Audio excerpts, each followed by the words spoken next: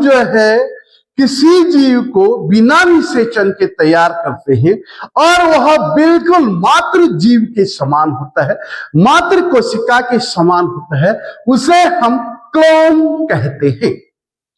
या दूसरी भाषा में हम क्लोन क्या है, कोशिकाओं का ऐसा समूह या जीवों का ऐसा समूह जो आनुवंशिक रूप से एवं बाहर से दिखने में पूरी तरह मातृ जीव के समान हो या मातृ कोशिका के समान हो, उसे हम क्लोन कहते हैं। या उसे हम जो है उसमें जो डीएनए होता है उसे हम विजातीय डीएनए या पैसेंजर डीएनए उसको हम कहते हैं। उदाहरण के लिए अगर हमने मानव के डीएनए का क्लोन बनाना है तो हम क्या करेंगे, डीएनए को लेंगे और डीएनए को जेनेटिक इंजीनियरिंग की सहायता से, जेनेटिक इंजीनियरिंग में जो प्रयुक्त होने वाले जो टूल्स है उनमें जो एंजाइम प्रयुक्त होते हैं, जिनमें मुख्य रूप से रिवर्स एंडोन्यूक्लियस है, यह जो है डीएनए को खंडित करता है। जो खंडित डीएनए होता है उसे हम वेक्टर की सहायता से किसी जीवाणु कोशिका में प्रविष्ट कराते हैं। जब जो है जीवाणु कोशिका में विजातीय डीएनए को प्रविष्ट कराया जाता है तो यह डीएनए जीवाणु के डीएनए से संलयित हो जाता है, उससे वो जुड़ जाता है तथा जब इस जीवाणु कोशिका में विभाजन होता है तो विभाजन होने से उसके डीएनए के साथ साथ पैसेंजर डीएनए या विजातीय डीएनए भी विघटित होता रहता है,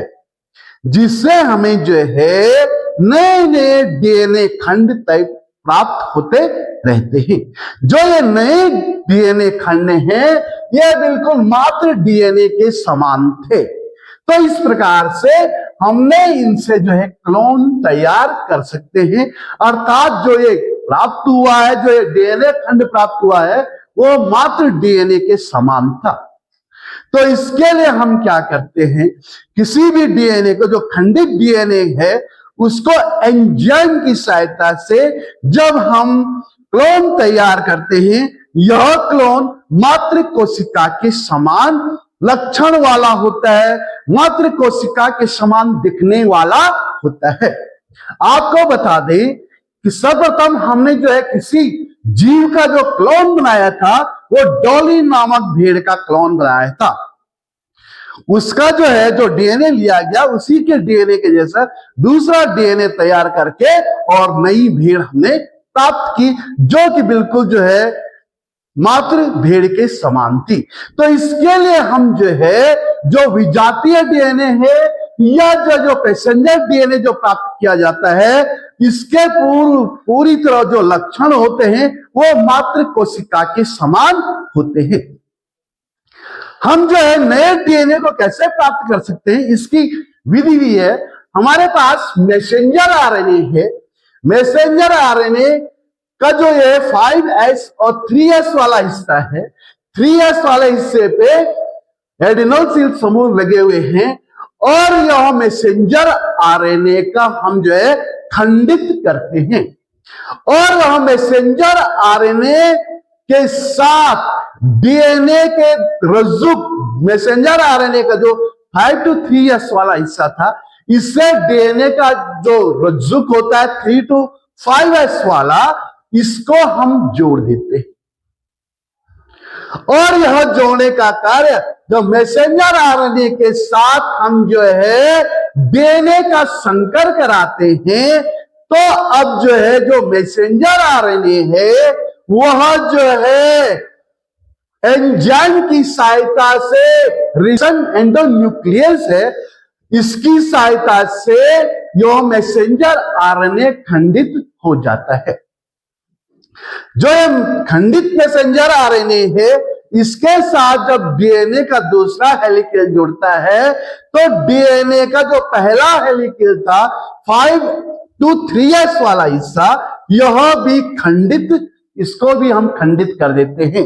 और इस खंडित डीएनए के साथ अब जो है जो ये नए खंड हमें बने, इनके साथ अब जो है डीएनए का दूसरा हेलिकल जुड़ जाता है और अब हमें नया डीएनए प्राप्त हो जाता है। तो इस प्रकार से हम जो है मैसेंजर आरएनए से डीएनए के नए हेलिकल को भी प्राप्त कर सकते हैं और उसके लिए हम जो है रिवर्स ट्रांसक्रिप्शन की सहायता से तथा डीएटीपी, डीसीटीपी, डीजीटीटीपी तथा डीटीटीपी की सहायता से इसको किया जाता है। इसके अलावा यहाँ पे हम जो है रिबोन्यूक्लियोइड्स हो गया, इसके अलावा रेस्ट्रिक्शन एंजाइम हो गया, इनका उपयोग करते हैं। इसके अलावा डीएनए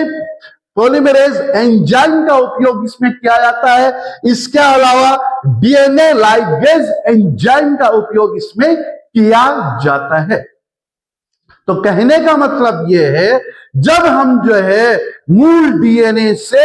नए डीएनए का निर्माण करते हैं और यह नया डीएनए बिल्कुल मूल डीएनए के समान होता है, इसके जो लक्षण होते हैं मूल डीएनए या मात्र डीएनए के समान होता है, तो इसे हम जो है पैसेंजर डीएनए कहते हैं और इसी की सहायता से हम जो है क्लोनों का निर्माण भी करते हैं। और क्लोन निर्माण जो है आज हम जेनेटिक इंजीनियरिंग की सहायता से बहुत सारे जीव जंतुओं के जो है क्लोन तैयार करते हैं और ये क्लोन पूर्ण तो दिखने में भी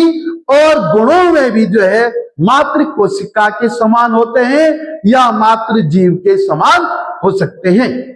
क्लोन से जो है ध्यान देना, जब हम जो है डीएनए को जो है डीएनए से नया डीएनए तैयार करते हैं तो इससे फायदा क्या है कि हम विभिन्न आनुवंशिक बीमारियों के इलाज में भी जो है हम जो है जो पैसेंजर डीएनए है इसका उपयोग करते हैं। अगर किसी डीएनए में आनुवंशिक बीमारियां हैं तो उन बीमारियों को हटाने में, इसके अलावा कुछ जटिल रोग हैं, उन जटिल रोगों के निदान में भी हम जो है पैसेंजर डीएनए का उपयोग कर रहे हैं और ये हमारी जेनेटिक इंजीनियरिंग की बहुत एडवांस जो है कार्य है, बहुत एडवांस ब्रांच है। तो आइए हम पुनः क्लोन पे जो है बात करेंगे। मैं DS वरदार, आज के लिए बहुत है, थैंक यू।